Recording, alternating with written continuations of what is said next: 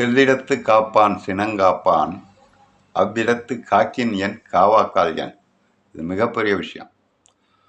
இப்போ ஒரு கம்பெனிலேயோ மிகப்பெரிய கம்பெனியில் வேலை பார்க்குறவன், சின்ன ஃபேக்ட்ரியில் வேலை பார்க்குறேன், அல்லது குடும்பத்திலேயோ உறவினர்கள்லேயோ ஒருத்தனை எல்லாரும் திட்டிக்கிட்டே இருப்பானோ, அவன் காதையே வாங்க மாட்டான், கோபமும் வராது.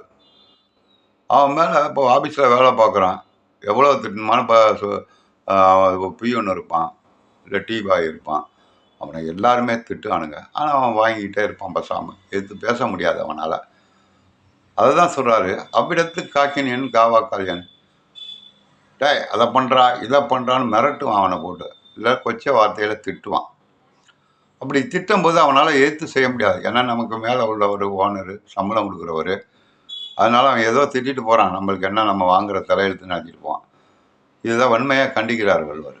செல்லிடத்து காப்பான் சினங்காப்பான். நீ சினத்தை, உன் கோபத்தை அவன் தான் எவ்வளோ திட்டினாலும் வாங்கிக்கிறானே, அவன் மேலே காமிச்சானா காமிக்காட்டினானடா. உன்னையோட வழியோட ஒருத்தன் இருக்கான்னு வச்சுக்க, அவன்கிட்ட போய் உன் கோபத்தை காமிச்சுப்பார், அவன் உன்னை தூக்கி போட்டு முயற்சி போடுவான். நான் சொல்ல புரியுங்களா? அதனால் செல்லிடத்து காப்பான் சினங்காப்பான். அதாவது நம்மளால் எவன்கிட்ட நம்ம கோபத்தை காமிக்க முடியுமோ அவன் தாங்கிவான்னா, அவன்கிட்ட நீ காமிச்சான்னா காமிக்காட்டினான்னா நீ அடித்தாலும் வாங்கிக்கக்கூடியவன்.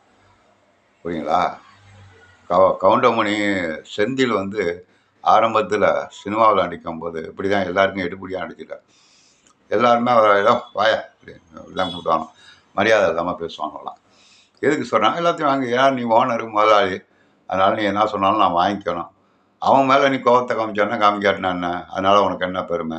உன்னையோட ஒருத்தன் வலிமையாக இருக்கான் பாரு, அவன்கிட்ட போய் உன் கோபத்தை காமிச்சின்னா அப்போ அதனுடைய மகிமை தெரியும். புரியுதா இல்லையா? அப்போ ஒன்றால் எதிர்த்து அவனை எதையுமே செய்ய முடியாது.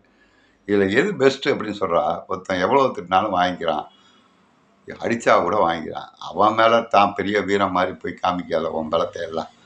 அந்த மாதிரி காமிச்சாலும் புண்ணியம் இல்லை, வேஸ்ட்டு.